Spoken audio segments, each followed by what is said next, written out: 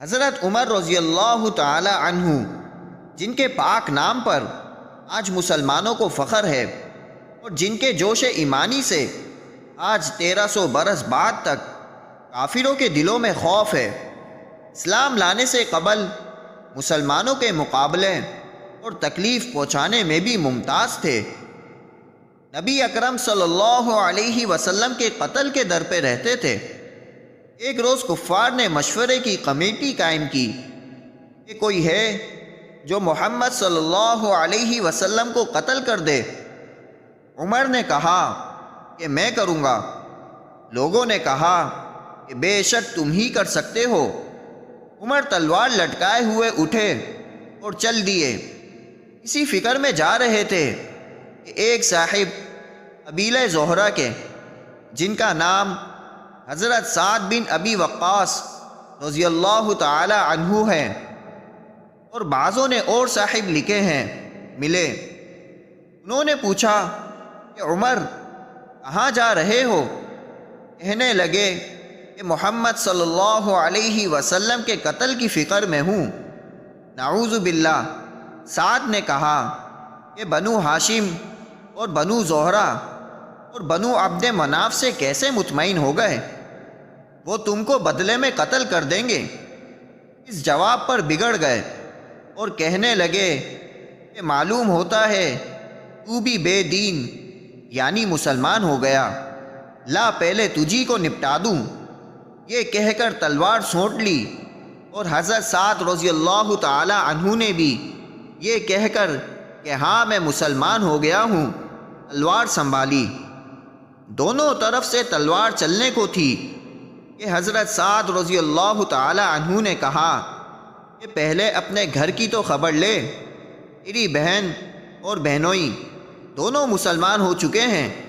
یہ سننا تھا کہ غصے سے بھر گئے اور سیدھے بہن کے گھر گئے۔ وہاں حضرت خباب رضی اللہ تعالی عنہ کیواڑ بند کیے ہوئے ان دونوں میاں بیوی کو قرآن شریف پڑھا رہے تھے۔ حضرت عمر نے کیواڑ کھلوائے۔ ان کی آواز سے حضرت خباب رضی اللہ تعالی عنہ تو جلدی سے اندر چھپ گئے، اور وہ صحیفہ بھی جلدی میں باہر ہی رہ گیا جس پر آیت قرآنی لکھی ہوئی تھی۔ ہمشیرہ نے کیواڑ کھولے۔ حضرت عمر کے ہاتھ میں کوئی چیز تھی جس کو بہن کے سر پر مارا، جس سے سر سے خون بہنے لگا، اور کہا کہ اپنی جان کی دشمن تو بھی بد دین ہو گئی۔ اس کے بعد گھر میں آئے اور پوچھا کہ کیا کر رہے تھے اور یہ آواز کس کی تھی؟ بہنوئی نے کہا کہ بات چیت کر رہے تھے۔ کہنے لگے کیا تم نے اپنے دین کو چھوڑ کر دوسرا دین اختیار کر لیا؟ بہنوئی نے کہا کہ اگر دوسرا دین حق ہو تب۔ یہ سننا تھا کہ ان کی داڑھی پکڑ کر کھینچی اور بے تحاشا ٹوٹ پڑے اور زمین پر گرا کر خوب مارا۔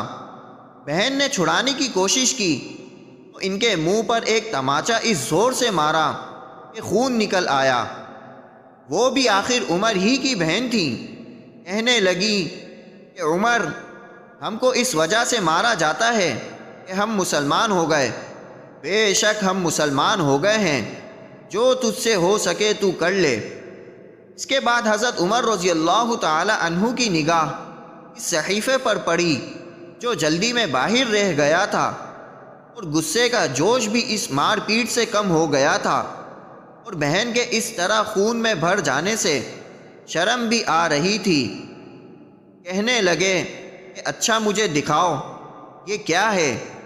بہن نے کہا کہ تو ناپاک ہے اور اس کو ناپاک ہاتھ نہیں لگا سکتے۔ ہر چند اصرار کیا مگر وہ بے وضو اور غسل کے دینے کو تیار نہ ہوئی۔ حضرت عمر نے غسل کیا اور اس کو لے کر پڑھا۔ اس میں سورہ طٰہٰ لکھی ہوئی تھی۔ اس کو پڑھنا شروع کیا اور اننی انا اللہ لا الہ الا انا فاعبدنی واقم الصلاۃ لذکری تک پڑھا تھا کہ حالات ہی بدل گئی۔ کہنے لگے کہ اچھا مجھے بھی محمد صلی اللہ علیہ وسلم کی خدمت میں لے چلو۔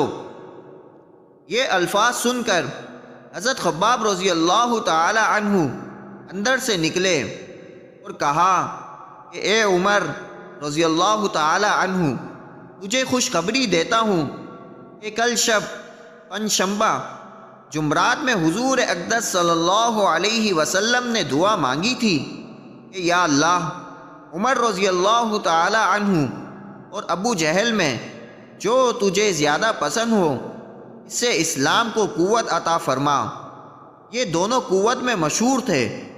معلوم ہوتا ہے کہ حضور صلی اللہ علیہ وسلم کی دعا تمہارے حق میں قبول ہو گئی۔ اس کے بعد حضور صلی اللہ علیہ وسلم کی خدمت میں حاضر ہوئے اور جمعے کی صبح مسلمان ہوئے۔ ان کا مسلمان ہونا تھا، کفار کے حوصلے پست ہونا شروع ہو گئے، مگر پھر بھی یہ نہایت مختصر جماعت تھی، اور وہ سارا مکہ بلکہ سارا عرب، اس لیے اور بھی جوش پیدا ہوا اور جلسے کر کے مشورہ کر کے ان حضرات کو ناپید کرنے کی کوشش ہوتی تھی اور طرح طرح کی تدبیریں کی جاتی تھیں۔ تاہم اتنا ضرور ہوا کہ مسلمان مکہ کی مسجد میں نماز پڑھنے لگے۔ حضرت عبداللہ بن مسعود رضی اللہ تعالی عنہ فرماتے ہیں کہ عمر رضی اللہ تعالی عنہ کا اسلام لانا مسلمانوں کی فتح تھی اور ان کی ہجرت مسلمانوں کی مدد تھی اور ان کی خلافت رحمت تھی۔